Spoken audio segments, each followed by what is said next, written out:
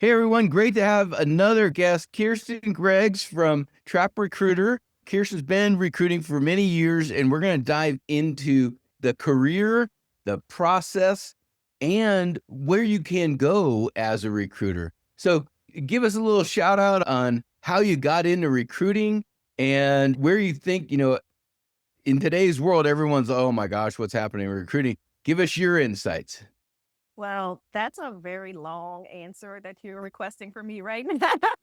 But first and foremost, thank you for having me, Jonathan. It's Yep. great to be here. Appreciate you reaching out on LinkedIn. I know that a lot of us are feeling very bad about LinkedIn right now, and not it's not our most enjoyable place, but I'm still making connections there, obviously. So thanks for having me. While I'm there, as you said, I've been recruiting for many years, or in the recruiting or talent acquisition field for now 26 years. And it's been fun and it's been a challenge. I got here by mistake. If you ask 9 out of 10 recruiters, they'll tell you they became a recruiter by mistake. So, yes, I Yep. absolutely became a recruiter by mistake, had no idea what recruiter even meant, what it was. I got hired by a third party company during the .com boom, and I was a technical recruiter.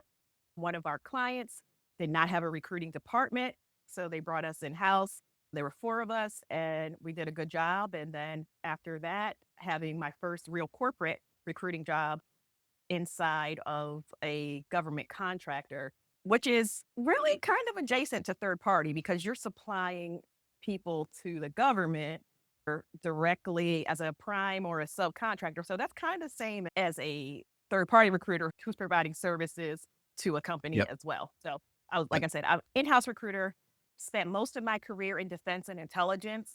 So I live here in the DC metro area, so everyone knows what that means. Companies, I work for every company except for Northrop Grumman.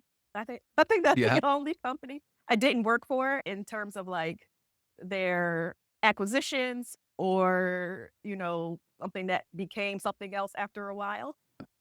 Because that's even how I got into my last and longest government contracting employer, which was BAE Systems. I was hired for a smaller company, and then BAE acquired us like 2 months after I started there. I keep having these hot. It seems like I'm the person. It's happened to me multiple times, but Yep. we'll leave that story for another time. Yep. So yeah, I've been recruiting for a long time. I've seen a lot in terms of how we have evolved, how we have tried to make this our own. And that's kind of my mission, like making talent acquisition its own thing. We are separate from HR. So I know a lot of times we get lumped together. And it's great. Thank you, HR, for continuing to allow us to be a part of your conferences and stuff. I mean, that's all well and good. But, at some point, we got to be on our own and do our own thing. And then maybe we can invite you to our party. Yeah. Well, you know what's interesting too, when we were talking about this in the green room, it used to be a TA conference. And then I guess they just decided, yeah, we're not doing recruiting. We're going to do it called employment management, which is still all the recruiting people that show up. So yeah, I I feel don't know. I feel like they But throw everything new, they kind of like throw at recruiters or they throw at the talent acquisition team to say, go figure this out. I mean, we see it with AI, like why are we the only ones that are being held responsible for how AI is going to affect your business? And the fact that we are putting the onus on, you know, acquisition of talent, that tells you how important we are, but we don't always get that recognition. We don't always get that affirmation in a lot of companies. But yeah, so we see it with DEI. Then everybody had to be a DEI recruiter. When tech was big, then you had to be a technical recruiter. Like it's always mm, whatever the trend is. Oh, we're going to throw it at recruiting and let them figure it out. But we don't even get to be our own department. We don't even get to be our own, our own autonomous thing most of the yeah, time. So yeah. yeah, Let me, becomes let a me, challenge. yeah, let me ask you about that. So, and we'll talk about AI in just a sec too. In your experience, and we talked about you went out and got your MBA and then came back Not my into MBA, I had my recruiting MS. again. Oh, I had my oh, MS MS. in Okay. human resources, Gotcha. yes. All right. That's right. In HR. So you Mhm. got that. And then how's that been going for you? Well, that was in 2006. That feels like a Uh-huh. very long time ago, right? Yeah. Yep. Wow, yeah. So you learn the HR processes. Yeah. and the compliance and that part of the business. Absolutely. How has it affected your thought process? Is it increasingly pushing you that HR and recruiting need to be completely separate departments? So I went in because, recruiting's an HR function. And again, my transparency has to allow me to say this. I mentioned this in the green room. There's no career track for talent acquisition. Okay. Yeah. So, and I worked in global companies. I worked in enterprise companies. I worked on TA teams that had sometimes hundreds of people. Like we were split up in divisions and split up sometimes even in subdivisions or who we supported. And, you could go from civilian to defense, or you could go from, college recruiting to executive recruiting, or you could go to from internal recruiting to go into operations, but you were still, kind of leveled because there's only going to be one director. There's only going to be one vice president. There was no real path, upwards. So a lot of times, I think I wrote a blog post about this many years ago, people using recruiting like a gateway drug. And, forgive Yeah. me if that sounds harsh, but a lot of times, especially in the type of environment that I was in, because it was heavily cleared. And back then, security clearances got processed a little bit quicker. And the best way to do that was to be an employee so that we could start the process. And they would literally park people in recruiting, have them do like proposal recruiting or something, or review documents, do whatever, have them be a part of that while they were waiting for their clearances. And then they would go and just go on their program. Like that was literally Interesting. Yeah. It's like do a coordination yep, role so you kinda understand, but you're in and you see what's yeah, going on. That's an interesting way yes. to do it. Huh, And interesting. developing, and like you mentioned, a coordination role, developing coordinators because we want them to be recruiters, but then they didn't want to be here. They wanted to be HR generalists, Yeah, wanted that's a really, or partners. yeah, this is a really interesting conversation because it is so true, especially in the economic times now, where lots of recruiters over the last 3 years have gotten laid off and the entire environment's changed. There was the big bubble for recruiting in 21, 22 because everyone needed to restaff, and then they had the return to work, and that kinda changed things again, and now you have this thing called recruiting AI coming up, and this is all within 5 years. It's a massive huge waves of things have happened in the market. So in your and I know you're running your own business and consulting as well, but as someone coming into the space and knowing, as you mentioned, there is no like career to you could become a recruiting coordinator and then become a recruiter, but they're really different I think every recruiting mindset. coordinator, I think every recruiter should do the coordinator job one time. I have this thing I call One's a in-between leadership. salesperson, the other one's operations. And then Well, I don't think recruiting is sales anymore. It's not mhm, intern, not when you're in house. That was my mindset. That was that's what was ingrained in me because I started as a third party. So I'm like yep, selling, always be recruiting.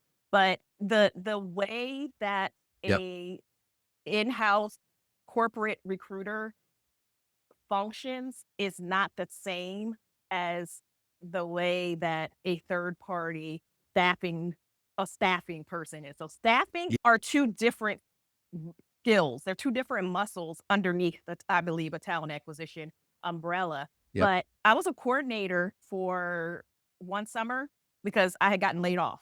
And a friend of mhm, mine had a great job at a great company and said, hey, come over here and do this. And I was one of those recruiters that try to do everything anyway. So yes, I knew how to get offer letters out. I scheduled my own interviews. I did all the things I wasn't supposed to be doing because I was moving quicker than sometimes. yeah, So being a coordinator gave me a greater appreciation for how much time management, how much relationship building the coordinators actually do and how much we depend on them. I mean, they're the person that's sitting there waiting for the offer letter to get signed, at a certain time. They were the ones, and again, I'm talking about someone who was born in the 1900s, it was recruiting in the 2000s, and we were doing manual letters. Someone was taking them down the hall to the VP to sign them, and that was the coordinator. Or when we had a huge proposal win, who do you think was there doing the mail merges and doing all of those things? That was them. Who do you think was chasing down your paperwork because the background investigation is taking too long and why hasn't this person done this and make these calls. So I think every recruiter should be a coordinator and see what they really do, see how they really Yeah. have to manage because they're the ones that got to catch your mistakes. They're because we all make them. They're the ones Yeah. that Yeah. have to, again, be there with us. And for every recruiter that they support, they're supporting those person's candidates and they're supporting those person's hiring manager. So they even have a bigger impact sometimes than, as far as the number of people that they're interacting with on a daily basis Yep. to get one hire than even the recruiter is. Oh, yeah, I look at the math of our clients because from our software, I can see the interactions of the recruiters with candidates, and I can see the Mhm. interactions with recruiting coordinators with candidates. And then I can see the interactions with our HR teams when they're onboarding. So we can see Yep. all of the communications. The whole thing is to automate this stuff and to make it more smooth. So that's why we look at this stuff. But it's amazing when you see the level of detail of what actually goes on day in and day out from each of the roles because the conversations are Absolutely. totally different. Yeah, and I'm glad you mentioned that because, like you said, I mean, you even mentioned another part of talent acquisition, which is onboarding. Like, that's a huge deal. How you get the person started is an enormous, like, yeah, people always remember how they were treated during the process. They always remember their recruiter. But guess what? If you have the best process, but if you can't get that person their assets, if they can't figure out where to go on the first day, if there's confusion about, who they report to and what that really means, all of those things that are taken care of, are all their boxes checked. And I'm not even talking about that orientation day, which no one likes anyway. Like, no one wants to sit there for 16 hours signing papers and Fill looking out at videos. paperwork. We don't want to do that. No one wants to do that. So if that's your process, if you don't have a strong onboarding, you're like, that's starting the clock, I feel, of like, you're not going to be able to retain these folks.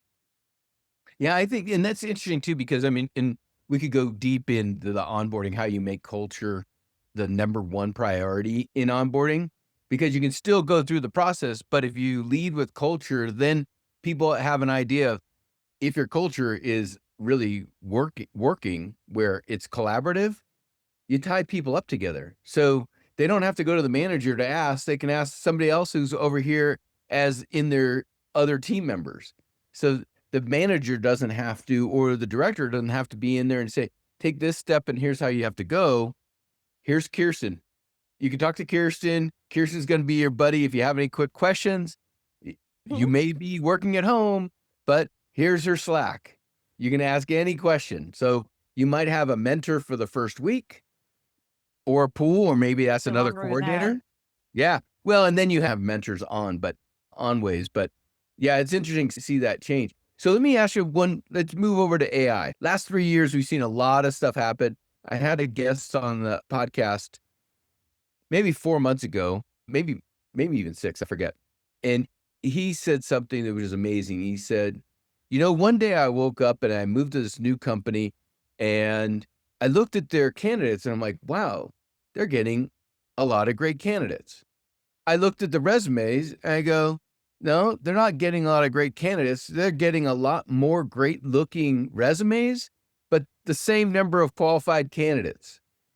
And so that was like, okay, we've hit the inflection point of ChatGPT resumes are making everyone look better, yet the quality of the candidates, the actual quantity of candidates is about the same. So how have No, you I think seen in there's your business? more. Are they, yeah? I think there's more candidates because it Oh, does yeah. become easier to apply. I mean, you have, you know, not just ChatGPT that's writing your resume, but you have AI tools for job seekers. And I did a whole series on this, I believe now 2 summers ago, about different tools that can touch each inflection point of the job search. But they have comprehensive tools, just like we have an applicant tracking system or a CRM that does all of these things. Job seekers have kind of CRMs too that do everything. Yep. And that also include automatically submitting their resume. So automatically taking your company's job description, scraping it for the buzzwords to match better. And we talked about this back in the green Yep. room, like getting that, they want to get that 100% match. and applying for the jobs for them, and like them not even knowing that it's automated. The same way that your messages are going, you told your messages to be timed, automated to go out. And that's why folks are complaining about getting messages on Saturday nights at 7 p.m. telling them, thanks for your resume. We're interviewing people, but you weren't selected. Like all of these things are automation, but we're not really getting to a point where we have sacrificed quality point over quantity. Like, yeah, look at Yeah. all these people we're getting in. But if you look at the funnel, like how many of those are really thing? And then by the way, how many of those are the same resume? Like the same exact resume. We're all I have we're not all seen smart that enough yet. to know. Yeah. No, I Yeah. don't mean like word for word, but Yeah. they are the same resume because the same tools are telling you what things are important or what things to look for. I hate when they say that. We're teaching people how to beat an ATS, but it's the same thing for everybody. So if you take me and you take you and we're both matching the job description, Yep. like it's the same Yeah. resume. They all read the same. They all Have read you the same. I've seen resumes of my clients, even the job seekers that come to me for career advising, and I'm like, "What does this mean?" I'm like, "I need you to explain to me, like, what does this mean?" And they're like, what do you mean?" I'm like, "This doesn't make sense. Do you understand this doesn't make sense?" I was like, "Did ChatGPT write this? Did AI write this resume?" It's obvious, and I'm going to tell you why, because this does not connect here. This is not what this means. We're still talking about like it's 2026. We're still talking about buzzwords. Like we're still talking about like there's people that are just figuring out or just finding out about the stuff that people were doing back in the 2010s of like putting white, you know, a list of keywords? words in Yeah. so that when recruiters who do still source or sourcers who are sourcing are searching for certain words, like they're hidden on your resume. And it's like, come on, dude. Like we're back there. Like we're really Yeah. back there. Yeah. Have you seen or do you have clients have been using any of these AI tools? And I don't care if you say Yeah. names of companies or something, because one thing one of my early podcasts, and my theory is that a lot of times when we see all these broadcasts, and especially when we talk about industry analysts, they're all talking about the enterprise for the most part, and they have huge budgets and things. So that process for an enterprise is very different for a mid-market or a single recruiter at a company. So Yeah. when I ask people about products and stuff, I say, let's talk about the size of the company it might work for and, break it down a little bit because an enterprise company might use Hire Easy, but a single recruiter can't afford a LinkedIn license at the same time. So, of those tools and things, what have you seen and what are you impressed by? What do you think is just going to take a little bit longer for it to kind of mature? I think it's exactly what you said. There's no one size fits all tool. And I can tell you, as someone who does work not only for like acquiring talent or doing recruiting for companies, but someone who also works on the system side, doing implementations, helping clients refine their processes and optimize them and select tools that fit them. And even when they have an enterprise tool and the enterprise tool has 50 bells and whistles, every single one of those is not going to make your process more efficient. Every one of Yeah. those is not going to fit you. But I will tell you this frankly, like the last two enterprise implementations I did, the recruiters were not really interested in the fanciest, newest part of it. Like Yeah. text Not at all. recruiting, Not at the all. enterprise recruiters weren't as I'm speaking as the difference between in-house and third party. Like we got to keep making that Yep. distinction because Absolutely. Because there's no totally different. that's another one as well. So if you're talking about a volume recruiter, yes, text recruit is going to be good for them. And I hope I'm not using just someone's proprietary word. So forgive me. But if you're Yeah. having I mean, some automatic tech texting, recruiting. Yeah. Yeah. yeah, text recruit is an actual tool, is an actual product. So I can't keep Yep. saying that. But if you're having someone text people, updates, job alert, all of those things. So first of all, people have to opt in. People have to say yes. You can use my phone number for these, for these Yep. things. And I'm seeing a lot of enterprise recruiters don't want that. what, or ones that are doing, they might have 20 roles, but 15 of them aren't the same, or they're geographically dispersed, or they're at different levels. They're not the same, they're not just hiring warehouse technicians. The same people. Yeah, I'm not saying this to disparage anyone, but yeah, Text Recruit works well when you got to hire 50 of the same thing. It absolutely does. So we got to do a better job of knowing our clients. And I'm saying this to tech companies, TA and HR tech companies. Stop trying to sell your product to everybody. If your product is for everybody, what's the point? Because guess what? There's 50 other ones just like that. Ask your clients, what problem do you need us to solve? Yeah. Don't just say, hey, you need this. That's it. Make them more efficient. Most recruiters want things to be automated. I don't want to have to copy and I used to hand write my welcome letters. Long time ago. Because then something I did, I'm like, hey, I saw that they had cards that had BAE systems on them, and they were blank. And I like to write. I'm one of those people. I like to write letters and I can write cards. I was like, I'm not sending emails. I'm not sending an email anymore. I'm going to write a note to someone. And yeah, it was the same note with the certain things changed and, a little snippet from what we had talked about. Yeah, it was all that. But like I was handwriting those. So even if I want to send those many emails saying, hey, do my little special touch, I had to do that. I would love for that to be automated because guess what? I make mistakes. Sometimes it's too late and I forgot to do something and I copied and pasted something and I made a spelling error or I did something and I didn't check it. Like those are the things that recruiters want help with, taking things off of their plate, not necessarily doing their job for them. No recruiter wants you to do their job. And I think a lot of them are leery of any tool that says, oh, we're going to do this for you, because you're telling me you're making me obsolete. I'm going to source for you. No, you're not, because you don't even know what I want, because my hiring managers don't know what they want because they can't, they don't necessarily know how to translate what I'm saying into these things.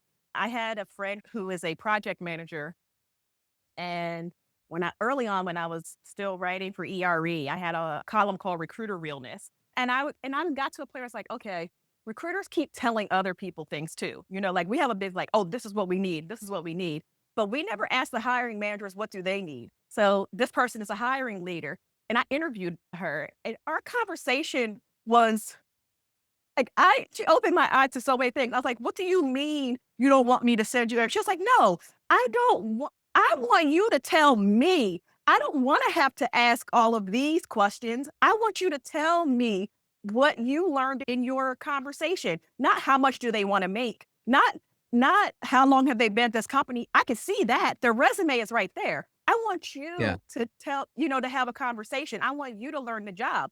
And I was like, so we're not even asking the right questions in our intake calls, We're not. I think that's where the tech is going to come around better. It's not there yet because most tech companies are trying to solve for the recruiter. They're not trying to solve for the hiring manager yet. And I've seen this in where if you record the intake meeting. I hate that, by the way. And, oh, do you? Recording the intake? Yeah, just to get an idea. Why is that? Introduces too much bias. Like you're getting rid of someone who I think I speak pretty clearly.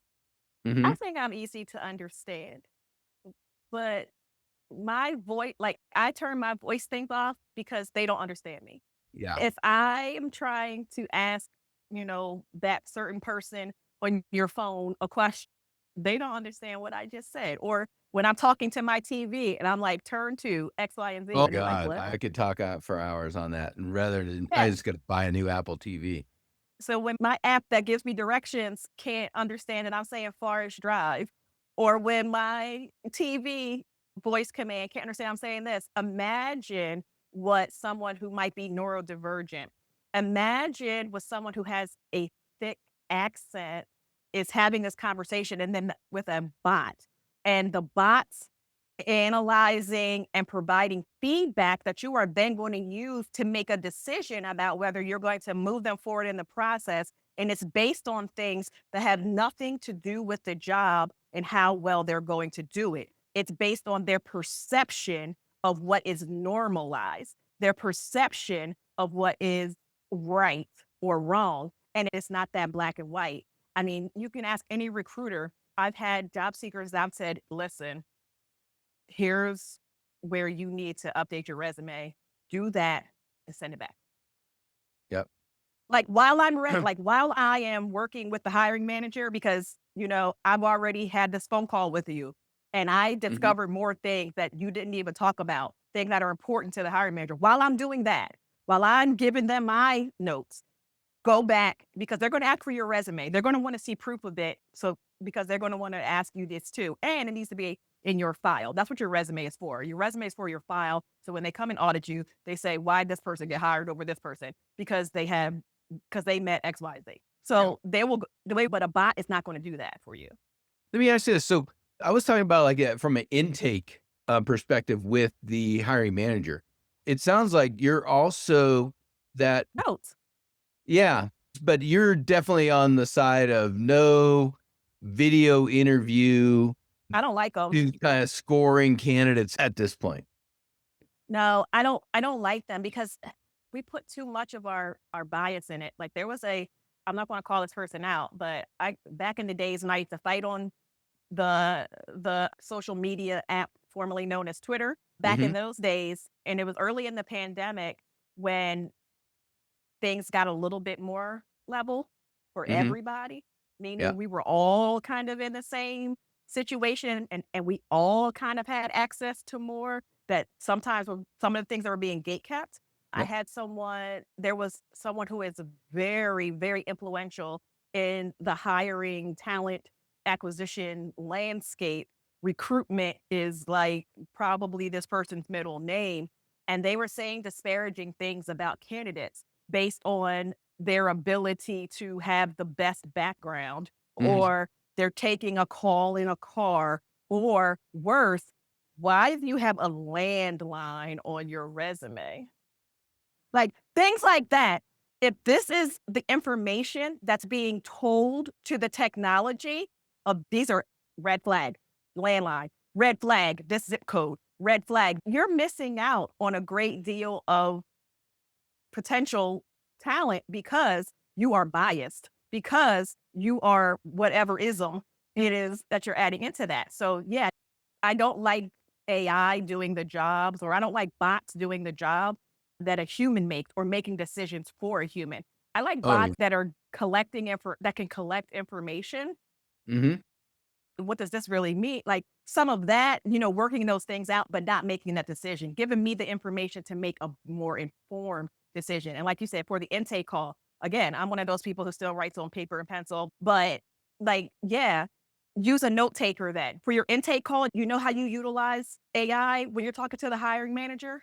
Use a note taker because guess what? They caught something that you didn't. Yeah, that's what I think we're on the same side. I know we're up on time. How can people reach out to you, Kirsten, and find you in Trap Recruiter? I'm everywhere at Trap Recruiter. I mean, Kirsten is sometimes a hard name to spell. So if you just put at Trap Recruiter, you'll find me. All right. Well, thank you so much for coming on. Thanks for It's been having a me. pleasure. And yeah, I'm sure there are people who are going to go both sides on this one. So whenever you bring up AI, it gets confrontational to some people. So thanks again for having. I'm not against AI. I'm against using it to make human decisions. All right. Perfect. Perfect. Thanks for spending your time here with GoHire Talks and listening to our guests. My intention has always been to create incredible content to help you in your career in recruiting, marketing, business, and leadership. We appreciate all of the insights and feedback you provide. If you've got guests you'd like us to have on the show, please let us know. Again, thank you for all your support.